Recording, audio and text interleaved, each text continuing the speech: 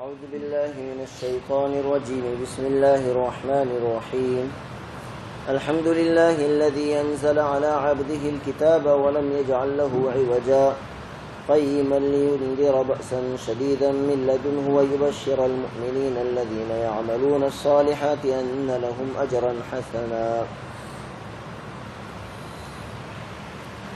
پناہ طلب کرتا ہوں اللہ رب العزت کی شیطان مردود سے، اور شروع کرتا ہوں اللہ رب العزت کے نام سے جو بڑا مہربان نہایت رحم والا ہے.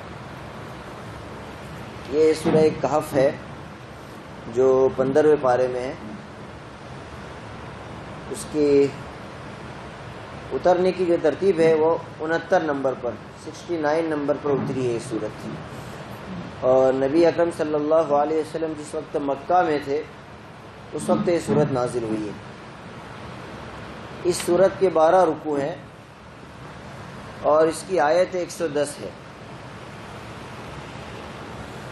جب نبی اکرم صلی اللہ علیہ وسلم کے ساتھ مکہ والوں نے ہر طرح کی باتیں کر لی، جادوگر بھی کہہ دیا اور شاعر بھی کہا، بہت کچھ کہا، لیکن پھر بھی لوگ مانے نہیں اور لوگ دن بدن اسلام میں داخل ہونے لگے.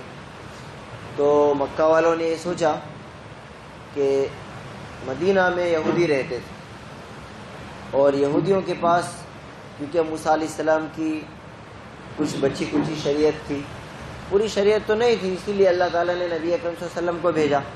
انہوں نے شریعت بدل دی تھی اور اسی طرح عیسائیوں نے بھی شریعت بدل دی تھی، لیکن پھر بھی ان کے پاس کتاب موجود تھی، تورات اور انجیل، بدلی ہوئی شکل میں. جیسے آج ہندوؤں کے پاس وید موجود ہے، یہ ویدا جو ہے ان کے 4 وید ہیں ان کے، یہ ہو سکتا ہے کسی زمانے میں کسی نبی پر نازل ہوئے ہو، لیکن ان کے پاس اس کی کوئی تاریخ نہیں ہے، اس لیے اس کو آسمانی کتاب ہم نہیں کہہ سکتے. تو مکہ والوں نے یہ سوچا کیونکہ یہودیوں کے پاس علم ہے پہلی شریعت کا، تو ہم ان کے پاس ایک آدمی بھیجتے ہیں، ایک گروپ بھیجتے ہیں، وہاں جا کر وہ یہودیوں سے کچھ سوال لے کر آئے، ایسے سوالات کے جس سے محمد صلی اللہ علیہ وسلم خاموش ہو جائے. تو پھر بات ہی ختم ہو جائے گی. جب یہ سوال کے جواب نہیں دے سکیں گے تو خود بخود وہ خاموش ہو جائیں گے کہ بھائی سچے نبی ہوتے تو سوال کے جواب دے دیتے. تو انہوں نے 2-3 آدمیوں کا گروپ بھیجا مدینہ منورہ.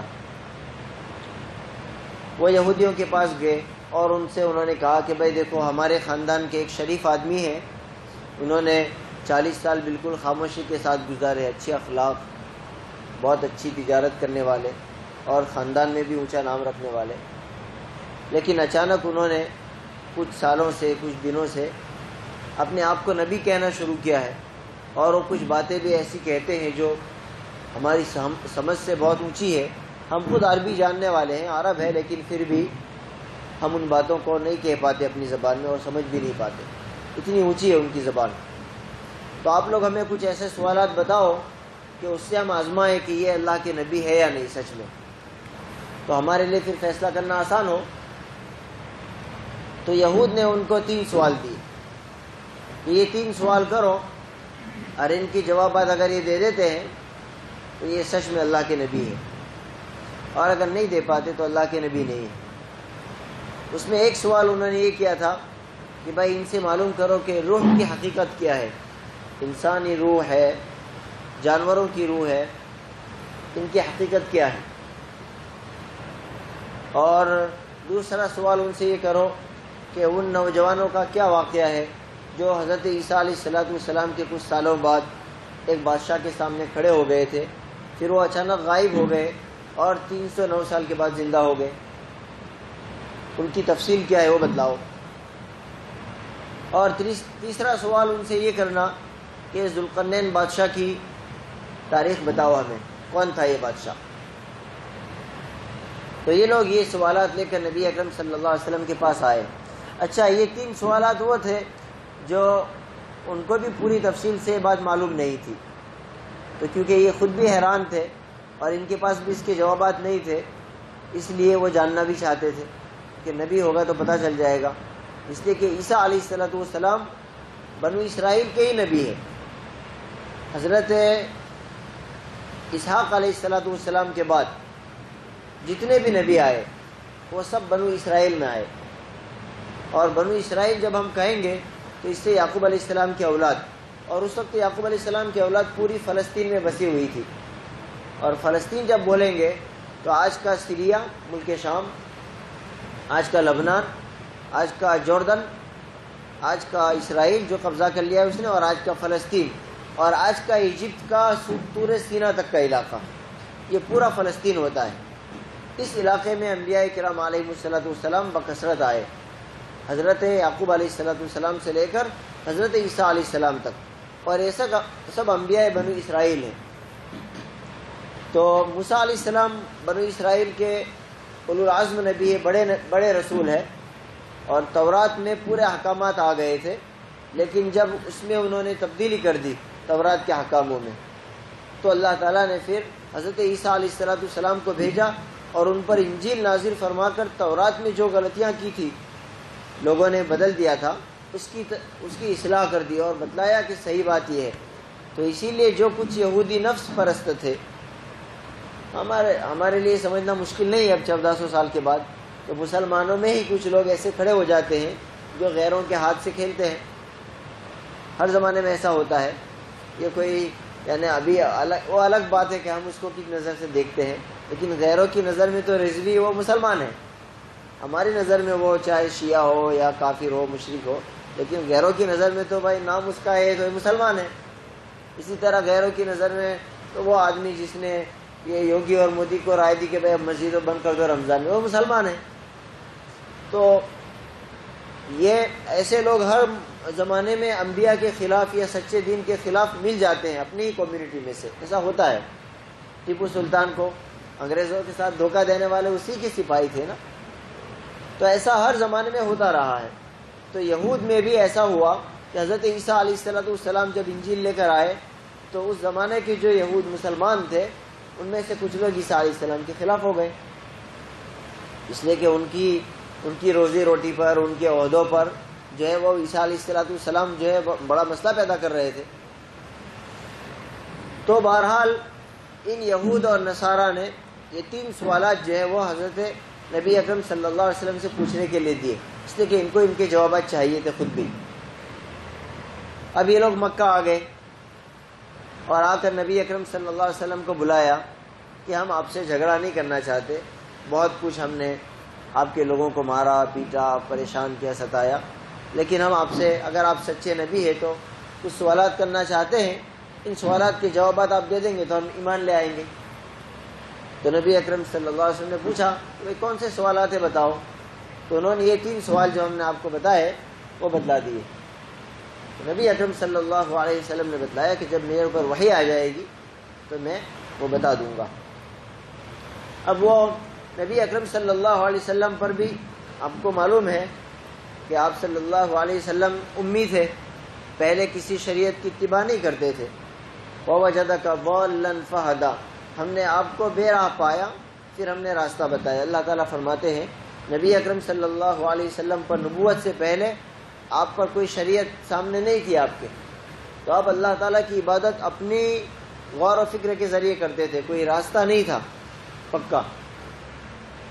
تو آپ صلی اللہ علیہ وسلم کو معلوم نہیں تھا ابھی تک کہ کوئی بات آئندہ کے لیے کہہ دی جائے تو انشاءاللہ بولنا چاہیے، تو آپ نے انشاءاللہ نہیں کہا، بلکہ یہ کہا کہ وحی آئے گی کل تو میں تمہیں جواب دے دوں گا۔ تو وحی آئی نہیں، کل بھی نہیں آئی، پرسوں بھی نہیں آئی۔ یہ لوگ روزانہ آتے تھے کہ ہاں جواب لائیے، اور کیونکہ آپ پر وحی نہیں آ رہی تھی تو آپ کہہ رہے تھے کہ بھائی وحی ابھی تک نہیں آئی ہے، تو ظاہر بات ہے تھوڑا آپ کو اندر سے پریشانی ہوتی ہوگی۔ تو 15 دن ہو گئے تقریباً، 15 دن کے بعد وحی آئی، اور وحی میں جو پہلی آیت نازل ہوئی وہ یہی ہوئی کہ آپ جب بھی کسی سے وعدہ کریں آئندہ کل کا، آئندہ زمانے کا، تو پہلے انشاءاللہ کہہ دیا کرے کہ اگر اللہ تعالیٰ نے چاہا تو میں تمہیں کل جواب دے دوں گا، کل تمہارا یہ کام کر دوں گا۔ یہ تعلیم ہے جو انبیاء کو دی جاتی ہے، لیکن اصل تو ہمارے لیے ہے۔ تو حضرت سلیمان علیہ السلام کے ساتھ بھی ایسا ہوا تھا، لیکن ابھی تو رسول اکرم صلی اللہ علیہ وسلم کو یہ باتیں معلوم نہیں تھی۔ بعد میں چل کر اللہ تعالیٰ کی طرف سے وحی آئی حضرت سلیمان علیہ السلام کی یعنی ایک روایت میں ہے 1000 بیویاں تھیں. انبیاء کو اللہ تعالیٰ طاقت دیتے ہیں. اور ایک روایت میں ہے کہ 99 بیویاں تھیں.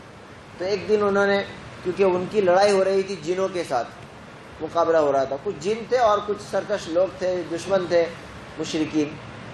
تو بہت سارے مجاہدین ایک ہی جنگ میں شہید ہو گئے.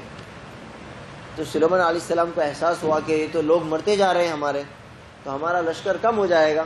تو انہوں نے یہ ارادہ کیا کہ آج میں اپنی سب بیویوں کے ساتھ صحبت کروں گا، اور اس میں سے جتنے سب کے سب بچے مجاہد ہوں گے، اللہ تعالیٰ سے امید ہے کہ لڑکے پیدا ہوں گے، اور ان سب کو میں مجاہد بناؤں گا. تو کیونکہ بادشاہ، جب بادشاہ بولتا ہے نا، سلیمان علیہ السلام بادشاہ تھے، اور وہ بادشاہ صرف ہماری طرح نہیں تھے انسانوں کے بادشاہ جیسے ہمارے دور میں لوگ ہوتے انسانوں کے بادشاہ، بلکہ وہ جنوں کے بادشاہ تھے، پرندوں کے بادشاہ تھے، انسانوں کے بادشاہ تھے. تو وہ بادشاہت کے جوش میں بول رہے تھے.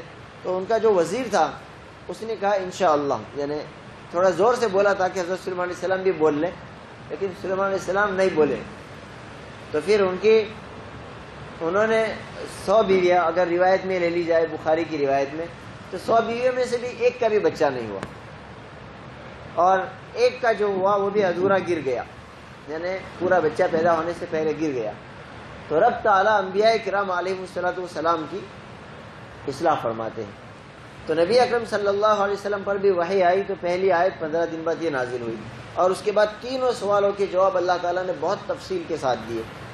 2 سوال کے جواب تو بہت تفصیل سے دیے، اور روح کیونکہ ہمیں سمجھ میں آنے والی چیز نہیں ہے انسانوں کو، تو اس کا جواب کیا ہو سکتا تھا، اس لیے اللہ تعالیٰ نے بہت مختصر جواب دیا.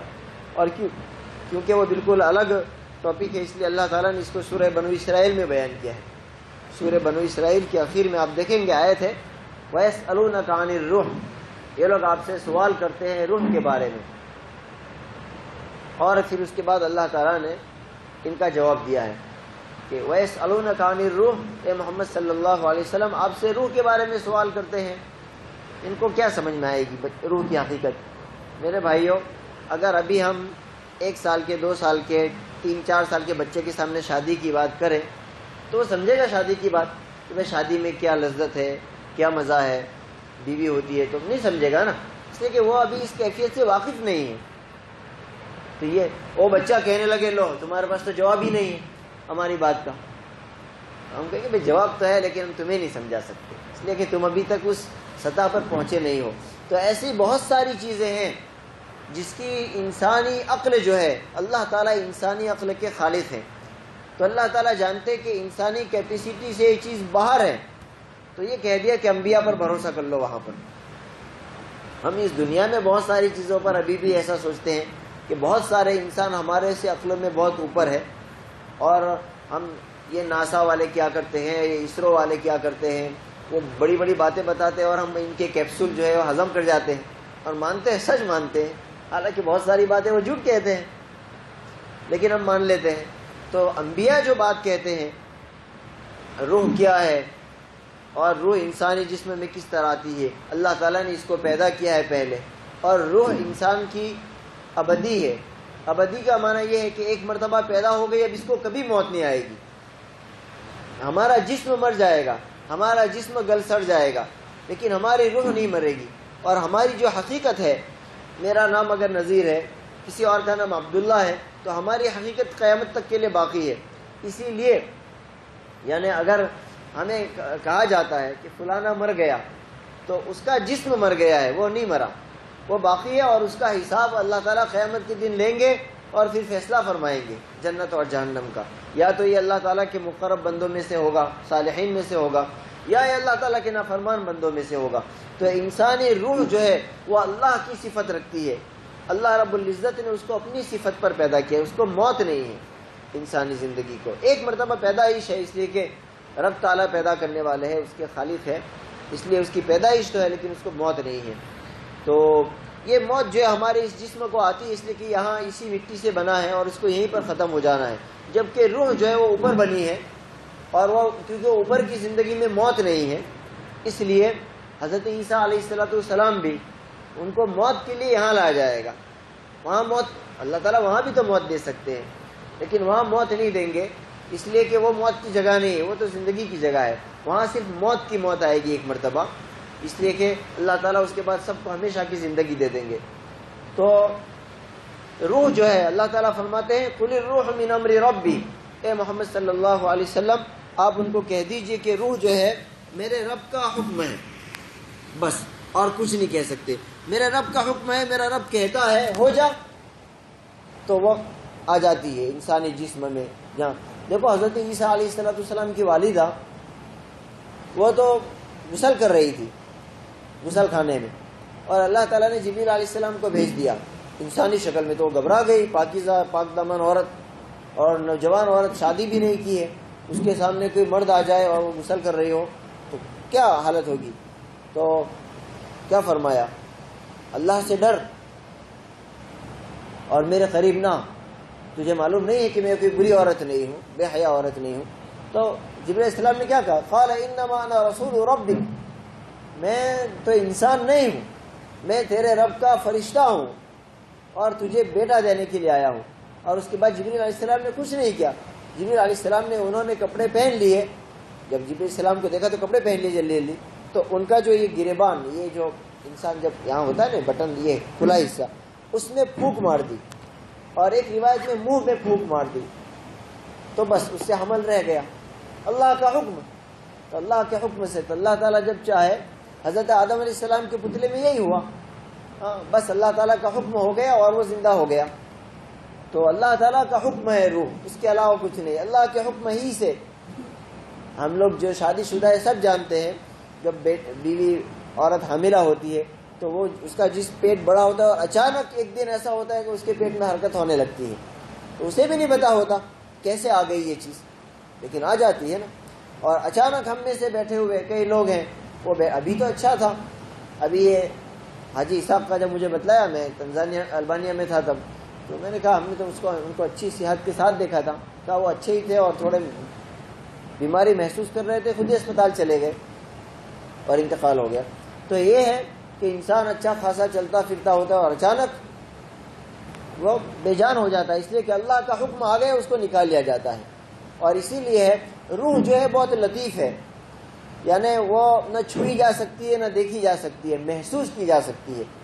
جس طرح پھول کے اندر سے خوشبو آتی ہے، گلاب کے پھول میں خوشبو ہے، لیکن اگر آپ کہو کہ بھائی وہ بتاؤ کہاں ہے تو آپ کو نظر نہیں آئے گی وہ۔ تو اسی طرح انسانی جسم میں روح موجود ہے، لیکن اس کو محسوس کیا جا سکتا ہے، دیکھا جا سکتا نہیں۔ ہاں اس کی حرکات دیکھی جا سکتی ہے، ہمارا چلنا پھرنا حرکت دینا یہ روح نہیں ہے، وہ روح کے اثرات ہے جو ہم دیکھ رہے ہیں۔ یہ کہا جاتا ہے، یعنی ڈاکٹروں نے آج کل جو تحقیق کر لی اس کے ذریعے سے، کہ انسانی روح کا وزن 27 گرام ہے۔ کتنا گرام؟ 27 گرام، صرف 25 گرام، 26 27 گرام، 50 گرام بھی نہیں۔ یعنی انسان جب مر جاتا ہے تو مرنے سے پہلے جو اس کا وزن تھا، اس کے بعد جیسے ہی مر گیا کیا ہے تو 27 گرام کم ہوتا ہے۔ تو اتنی ہلکی پھلکی روح ہے، یعنی یہ اللہ کا حکم ہے، ہم نہیں سمجھ سکتے اس کی، یہ اللہ ہی جانتے ہیں بہتر کیا ہے، لیکن یہ رب تعالیٰ کا حکم ہے۔ قل الروح من امر ربی وما اوتیتم من العلم الا قلیلا، اور اللہ فرماتے ہیں اس کا علم تم کو بہت کم دیا گیا ہے۔ یہ سورہ کہف ہے، انشاءاللہ ہم رمضان میں روزانہ 15-20 منٹ اس پر تھوڑی تھوڑی مختصر تفسیر کریں گے۔ اللہ تعالیٰ کی کتاب کو سمجھنا یہ ہر مسلمان کی ذمہ داری ہے، فریضہ ہے۔ یہ تو اب ہمارے یہاں کیونکہ ہم عربی زبان سے واقف نہیں ہیں، ہم عجمی ہیں، غیر عرب ہے، اس لیے ہم اس کو سمجھتے نہیں ہیں۔ یہ صرف تلاوت کرنے کے لیے نہیں ہے، بلکہ تلاوت کے ساتھ ساتھ سمجھنے کے لیے بھی ہے۔ تو ابھی رمضان کے مہینے میں جتنا موقع ہے، جتنی صورت ہو جاتی ہے، ہم اس کو سمجھیں گے انشاءاللہ، اور کوشش کریں گے جو باتیں اس میں عمل کی ہے اس کو اپنی زندگی میں عمل میں لائیں گے، اور جو چیزیں عقیدے کی ہے، جیسے روح کا معاملہ عقیدے کا معاملہ ہے، تو اس کو ہم اپنے عقائد میں شامل کریں گے۔ اللہ تعالی ہمیں اپنی کتاب پر عمل، ایمان عطا فرمائے، عمل کی توفیق عطا فرمائے جو کچھ اس میں ہے، اور اس مبارک مہینے میں اس کی زیادہ سے زیادہ تلاوت کی توفیق عطا فرمائے۔ وآخر دعوانا الحمدللہ رب العالمین۔